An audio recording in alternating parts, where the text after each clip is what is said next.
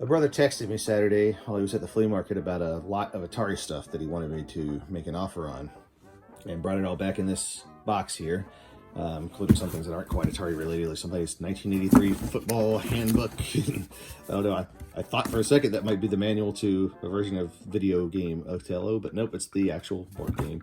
But yeah, it came with a lot of actual game stuff too, and normally I don't get excited about this. And I wasn't at the time. I didn't know there was any reason to be excited until last night. I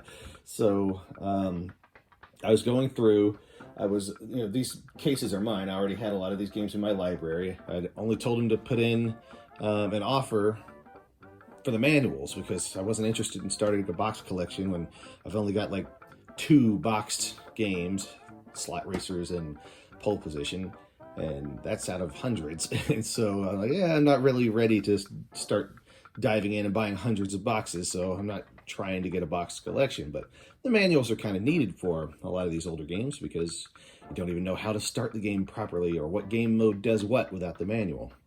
And so yeah, I told him to make an offer, but only what we're willing to pay for the manuals. And if the guy doesn't accept the offer, then offer him half as much for just the manuals. But the guy accepted the offer. All right. So he brought all this stuff home. I started integrating it into my collection, upgrading cartridge condition where the new cartridge was better than the old one, adding manuals to the game cases. I know I played Air Raiders in 2017, but I cannot find it. Maybe that's a third boxed game of mine. And since that would explain why it's not with the others, I know I played that one. So but that's the manual I got from this lot. I just stuck it in an empty case until I find my copy of the game.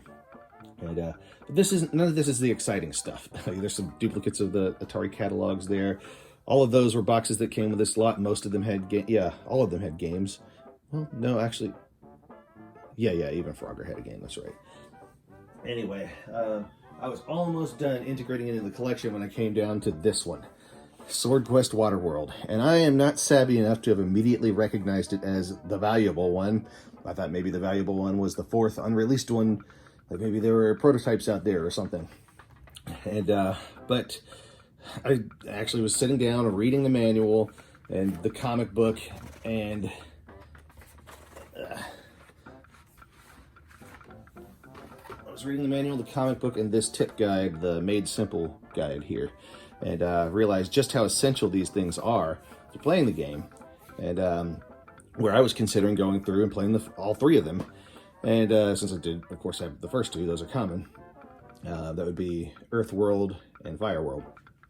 But after finding out that you're supposed to find hidden messages on certain page numbers in here, based on numbers that would flash in the game, when you meet certain conditions, I'm like, okay, well, this is it's not going to be, if the other games are the same way, it won't really be possible to play through them properly without this stuff.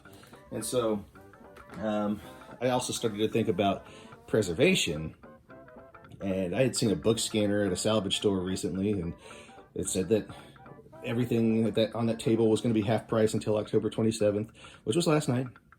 And then I realized it was getting kind of late, that maybe I should run out there and buy that book scanner. It was underpriced to begin with at $60, so it was going to be $30.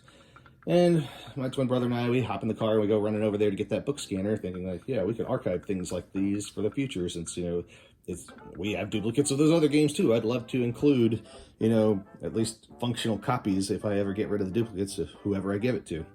I gave away another Atari yesterday. I've given away 3 in the last year and a half, so yeah, I'd love to give them away with the stuff that makes it useful.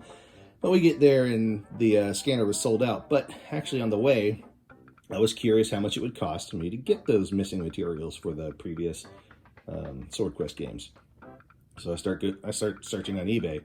And first, since I hadn't been collecting CIB or complete copies, I wasn't familiar with typical prices. So I started doing some searches, and I searched for SwordQuest, WaterWorld, CIB. No results. That was strange, I thought. So I searched for completed listings and no results. Then I dropped CIB, and I got results. And they weren't even complete copies, and the prices just blew me away. So okay, there's something to this. So then I started doing my research and realizing, yes, the 4th game was unreleased, but the 3rd game was also extremely rare. and but at least it's out there. And this one seems to be complete. So I don't even know what it's worth compared to those ones that I saw. I've done very little research so far.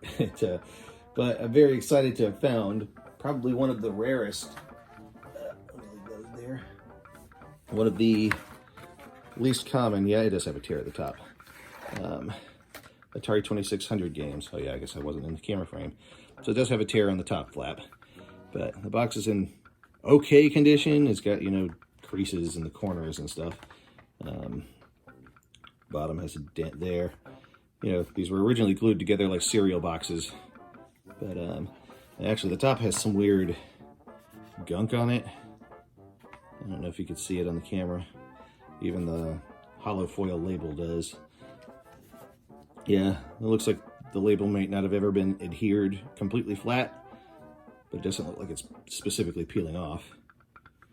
So yeah, that's in the wild find of SwordQuest WaterWorld.